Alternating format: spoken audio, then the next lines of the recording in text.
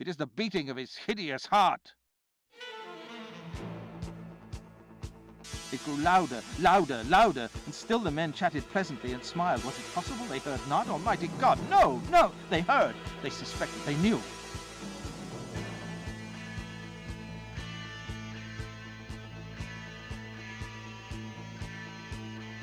See, it increases. It hangs like moss upon the vaults.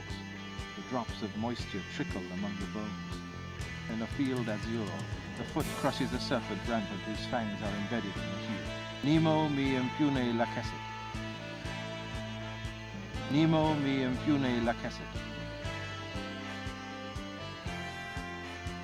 Nemo mi impune lacessit.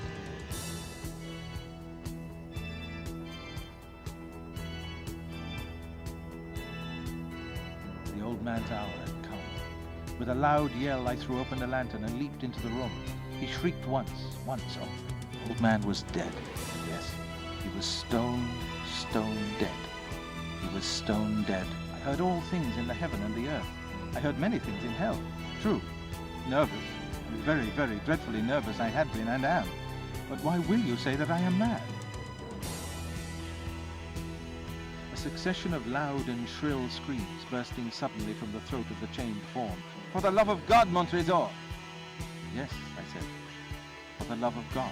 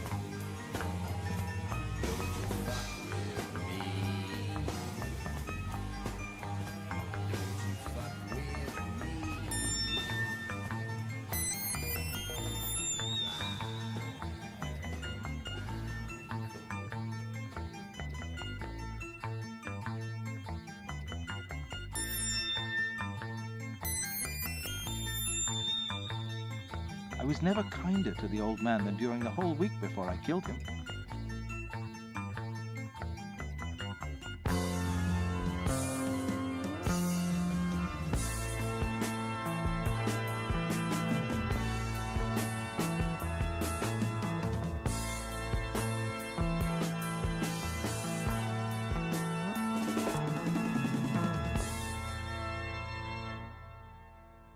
Passion, there was none. I continued, as was my wont, to smile in his face, and he did not perceive that my smile now was at the thought of his immolation. "This old man," I said at length, is the type and the genius of deep crime. I think it was his eye. Yes, it was this. He had the eye of a vulture, a pale blue eye with a film over it. Whenever it fell upon me, my blood ran cold, and so, by degrees, very gradually, I made up my mind to take the life of the old man. This hideous murder accomplished, I set myself forthwith and with entire deliberation to the task of concealing the body.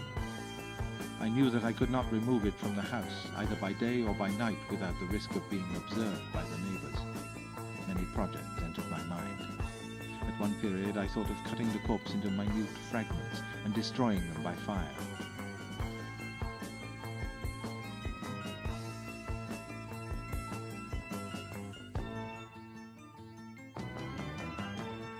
Of my own thoughts, it is folly to speak.